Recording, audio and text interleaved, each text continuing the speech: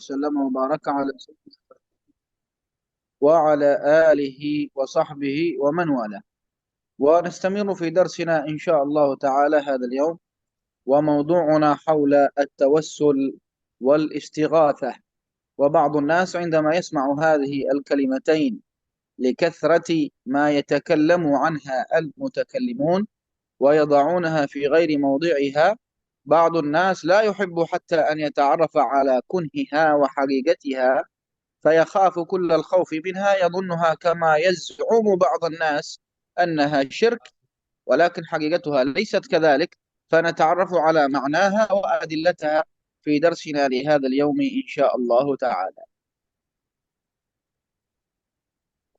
After praising Allah subhanahu wa ta'ala, sending salutations upon Prophet Muhammad sallallahu alayhi wasallam, Sheikh Ali then introduced today's topic with saying that today we are going to speak about a topic that most people, just by hearing the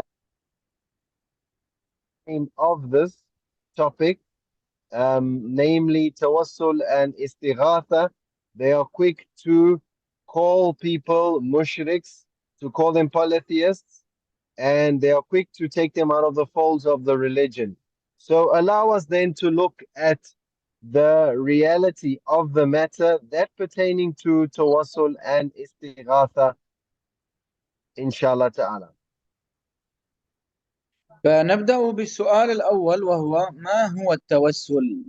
وتعريف التوسل أنه هو أحد طرق الدعاء والتوجه إلى الله سبحانه وتعالى، ويأتي على معنيين: أحدهما أن يسأل الشخص ربه جل وعلا بالنبي صلى الله عليه وسلم أو غيره، وثانيها أن يسأل الشخص النبي صلى الله عليه وسلم أو غيره ليدعو الله تعالى.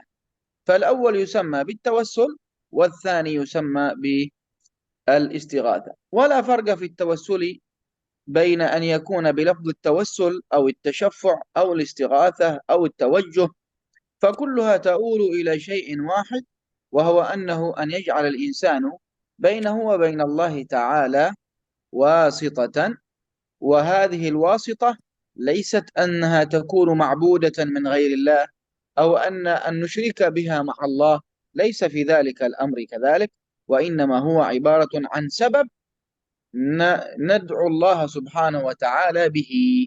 وهذا التوسل عبارة عن أقسام قسمها بعض العلماء إلى أقسام سأذكرها إن شاء الله بعد ترجمة هذا الجزء من معنى التوسل. So allow us then to look at the answer to the first question, which reads, what is the evidence to prove the permissibility of tawassul and istighatha? We will find then that not only do we have Quranic evidences, we also have evidences from the prophetic words, and we will look at also the different categories that the scholars have put tawassul or istighatha in, and we will then soon come to realize and appreciate as to how far this is from the incorrect labels that are put or placed upon the individuals who do practice tawassul and istighatha. وأقسام التوسل كما يقسمها بعض العلماء، فيقولون: أولا، التوسل بأسماء الله عز وجل وبجاهه عز وجل وبآلائه عز وجل، فهذا لا خلاف فيه بين أهل القبلة كلها. القسم الثاني أن يتوسل الإنسان بالعمل الصالح، وهذا كذلك لا خلاف فيه بين أهل القبلة كلها، لأنه قد ورد في الأحاديث الصحيحة كحديث أصحاب الغار الذين انسد عليهم الغار ثم توسلوا كل واحد بعمله إلى أن فرج الله عنهم، والحديث مشهور كما في الصحيحين. التوسل الثالث وهو أن يتوسل الإنسان بعبد صالح أو بالأنبياء، عبد صالح من الأنبياء أو من الأولياء، وهذا كذلك لا يوجد فيه خلاف بين أهل القبلة، إلا أنه هناك من يقول أنه لا يجوز التوسل إلا بالأحياء، أما بالأموات فلا. وهنا يأتي الإشكال. نحن أهل السنة والجماعة نقول أنه لا فرق بين الحي والميت، إذ أننا في الحقيقة ندعو الله عز وجل، والحي لا يعني لا نستفيد منه شيئا إن كان حيا أو كان ميتا. نحن نقول اللهم بجاه هذا فقط، وسواء إن دعا لنا هو الذي يدعو، حتى وإن كان ماذا؟ حتى وإن كان ميتا، فإن الموت موت الأجساد وليس موت الأرواح. فعلى كل حال الذي يقول أن الذي ينفع هو الحي فقط، أما الميت فلا ينفع، فهذا الإشكال في الحقيقة يكون عنده لأنه نسب النفع إلى مخلوق. وفي عند أهل السنة والجماعة في التوسل والاستغاثة لا ينسب النفع إلى المخلوق سواء كان حيا أو ميتا، وإنما النفع فيهما للحق سبحانه وتعالى وحده لا شريك له. ولذلك يكون هذا التوحيد الخالص الذي ليس فيه شيء من الشرك كما يقول بعض الناس، وستأتي معنا الأدلة إن شاء الله تعالى. So we find then that the scholars have categorized tawassul in different categories. The first category that Sheikh Ali Hafidahullah mentioned was the permissibility or tawassul taking place with the names of Allah subhanahu wa ta'ala, his qualities subhanahu wa ta'ala. And as for that,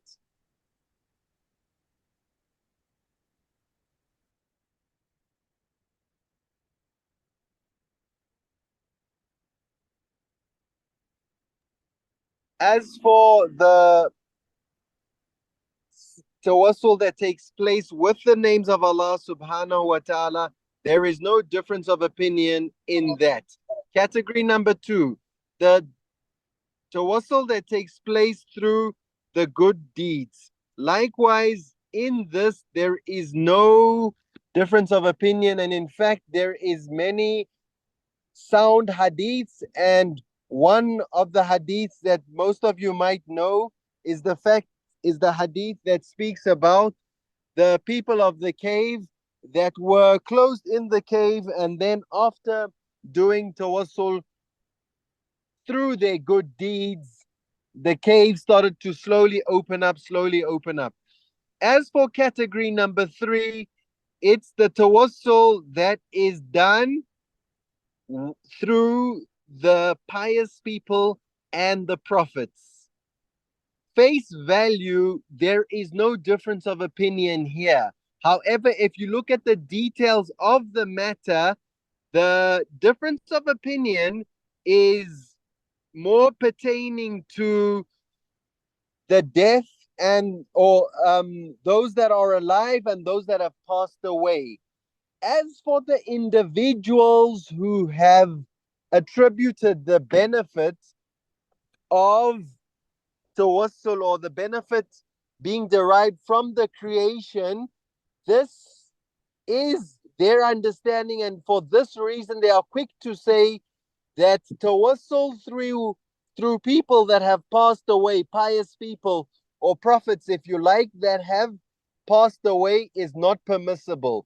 They say this because of their incorrect understanding that they are basing this tawassul upon. As for the people of Ahl Sunnah wal Jama'ah, we believe whether an individual is alive or moved on to another realm, there is no difference in this, as the person, whether they are alive or they have passed on, an individual seeking tawassul through them is ultimately getting the benefit from the source of benefit, and that's Allah subhanahu wa ta'ala.